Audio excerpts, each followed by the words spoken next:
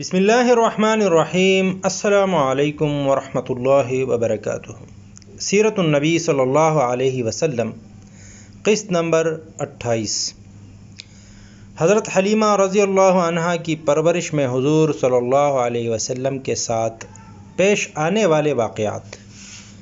پچھلی قسط میں ہم نے حضرت حلیمہ سعدیہ رضی اللہ عنہا کے مکہ آنے اور ننھے حضور صلی اللہ علیہ وسلم کو اپنے ساتھ دودھ پلانے کی خاطر گاؤں لے جانے کے واقعات بیان کیے۔ اب آگے کے حالات کا ذکر کیا جائے گا۔ حضرت حلیمہ سعدیہ رضی اللہ عنہا کے گھر میں کل 6 افراد رہا کرتے تھے۔ شوہر حارث، شیرخوار عبداللہ، بیٹیاں انیسہ، حذیفہ اور جدامہ رضی اللہ عنہ۔ انہی کا لقب شیمہ تھا۔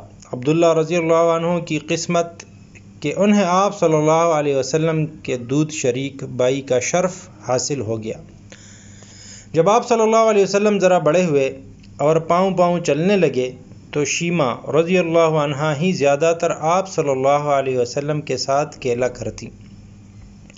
اس کھیل کے دوران ایک مرتبہ شیمہ رضی اللہ عنہا نے آپ صلی اللہ علیہ وسلم کو بہت تنگ کیا تو غصہ میں آپ صلی اللہ علیہ وسلم نے ان کے کندھے پر اس زور سے کاٹا کہ دانتوں کے نشان بیٹھ گئے۔ یہ نشان ان کے لیے اس وقت باعث رحمت بن گئے۔ جبکہ غزوہ حنین کے بعد شیمہ مسلمانوں کے ہاتھوں گرفتار ہوئیں تو انہوں نے کہا کہ میں تمہارے رسول صلی اللہ علیہ وسلم کی رضائی بہن ہوں۔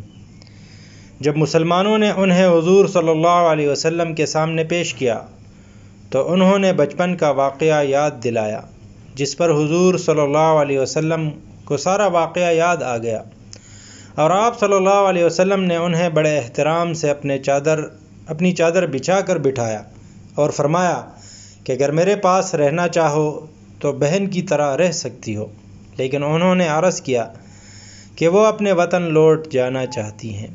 انہوں نے اسلام قبول کر لیا۔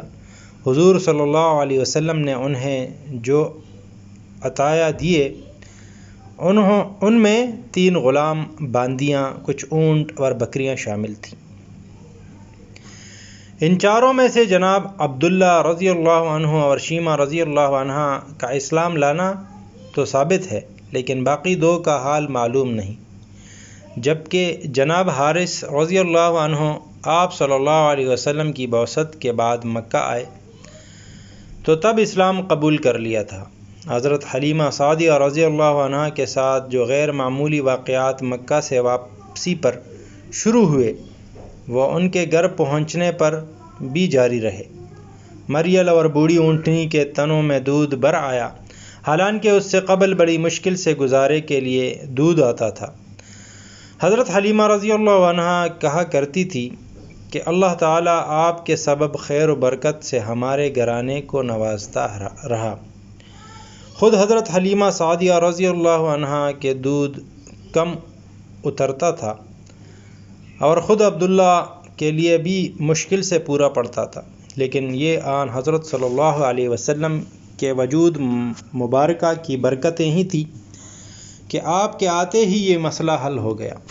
اس زمانے میں بھی ننھے حضور صلی اللہ علیہ وسلم کی منصف مزاجی اور عدل پسندی کا یہ عالم تھا کہ اپنے دودھ شریک بھائی عبداللہ رضی اللہ عنہ کے لیے دودھ چھوڑ دیتے۔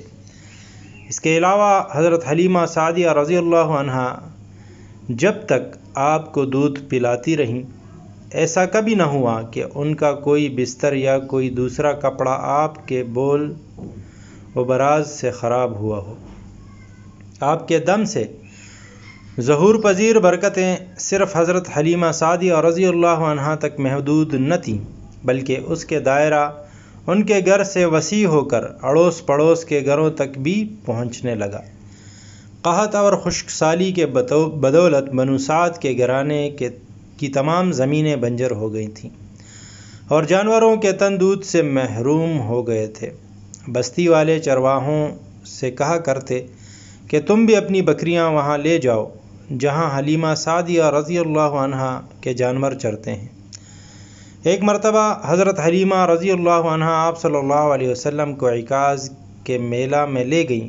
وہاں ایک کاہن کی نظر آپ صلی اللہ علیہ وسلم پر پڑی تو پکار کر کہنے لگا کہ اے عکاظ والو، اس بچہ کو جان سے مار ڈالو ورنہ یہ بڑا ہو کر تم سب کو مٹا دے گا۔ حضرت حلیمہ رضی اللہ عنہ یہ سنتے ہی آپ صلی اللہ علیہ وسلم کو لے کر فوراً وہاں سے چلی گئیں۔ السلام علیکم ورحمۃ اللہ وبرکاتہ۔